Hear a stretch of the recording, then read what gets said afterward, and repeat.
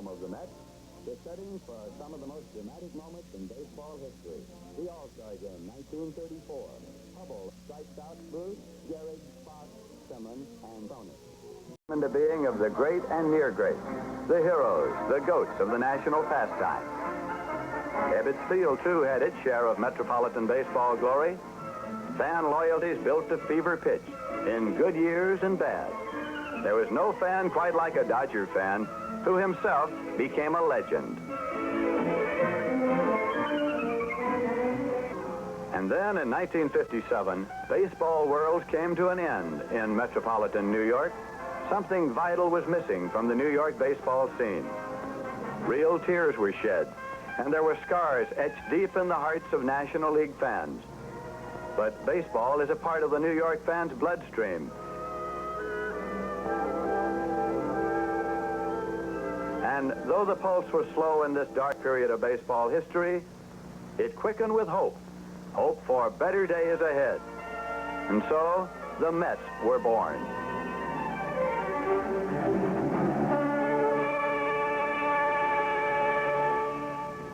The Polo Grounds came to life once more. Familiar old faces showed up in new uniform, the uniform of the Mets, the baby of the expanded National League. Here was a baby the fans fell in love with at first sight. Sure, a somewhat awkward baby, but a baby destined to be adopted by over 1 million somewhat sentimental fans who wanted a baby for their very own. When the Mets came to the Polo Grounds, something happened to the National League fans of the 5 boroughs. Sports writers called it the birth of a new breed of fans.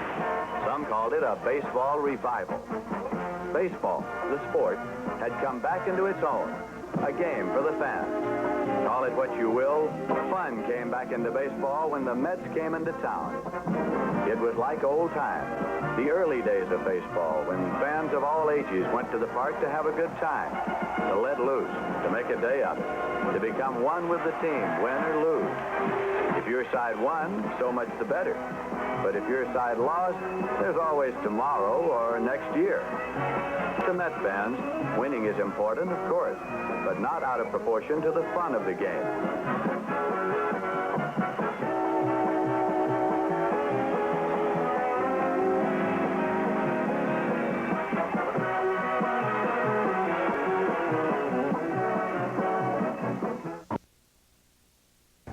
MSG Networks, covering our town for over 30 years. Putting a newborn team on the field in the major leagues is a job of tremendous proportions. Behind the glamour and excitement of the game is a story of skillful and enterprising baseball management. Mr. Weiss, as president of the Mets and building a ball club from scratch, you must have had many problems. Well, that goes without saying, Lindsay, but I feel encouraged at the progress we have made. Is it too early for the inevitable question, how about next year? No, that is the number one question in baseball, both on the part of fans and management. And I am really encouraged at our prospects for next year. Well, Mr. Weiss, didn't you think that in their second year, the Mets as a team showed definite improvement? Definitely. We not only won more ball games, but we participated in 48 one-run games, and in 78, the decision was not final until the 8th inning. Then that means that with a little improvement in a department or so, it could make a definite improvement in the won and loss column. There's no question about that. How's the Mets farm system progressing? Well, that too is developing along with a big club. It takes a while to get it rolling.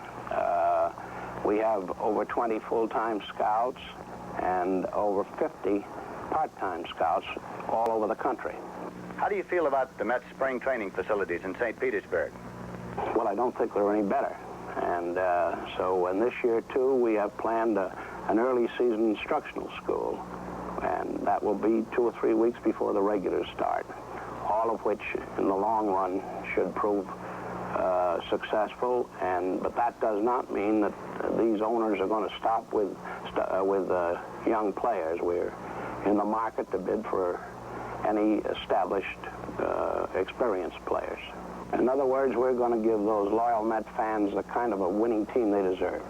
And the kind of team the fans deserve can come from a number of sources.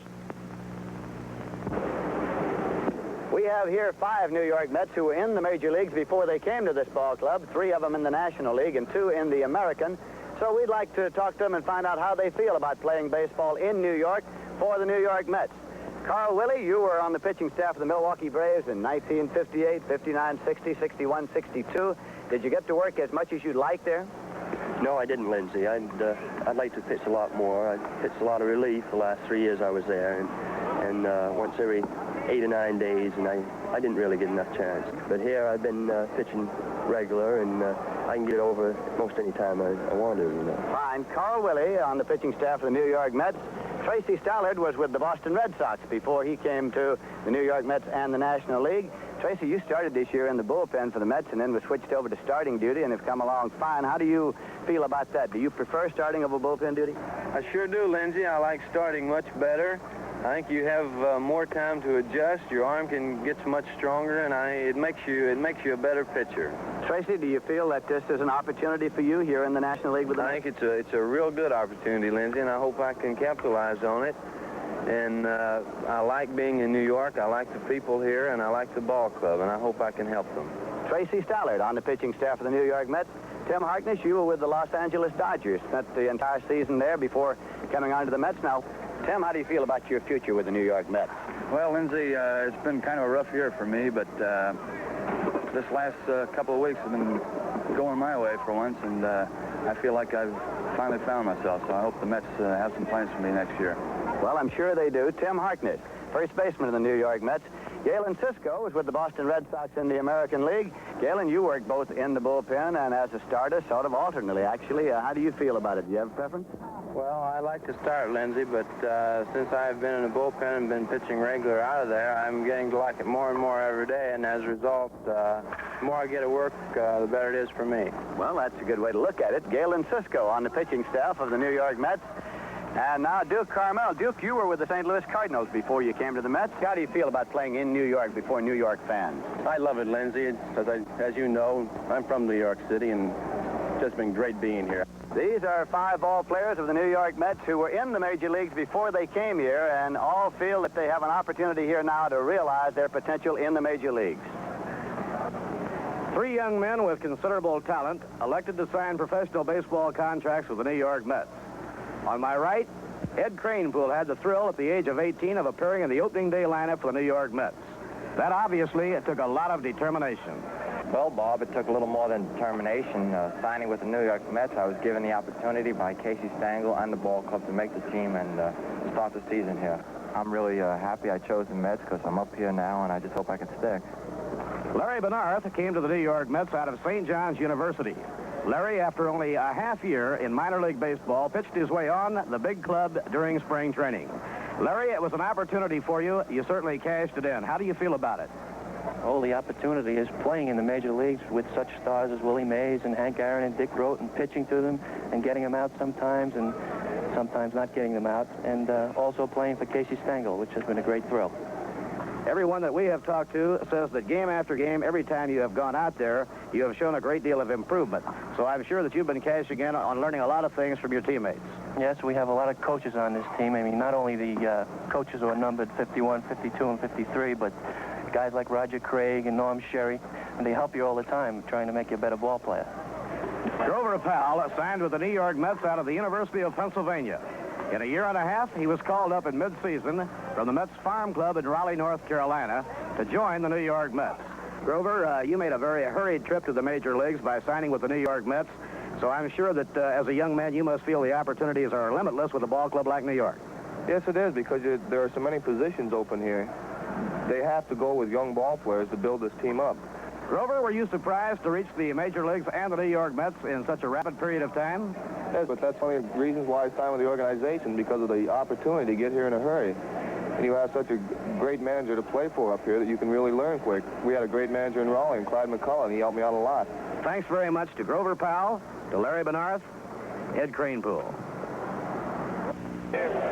With the Major League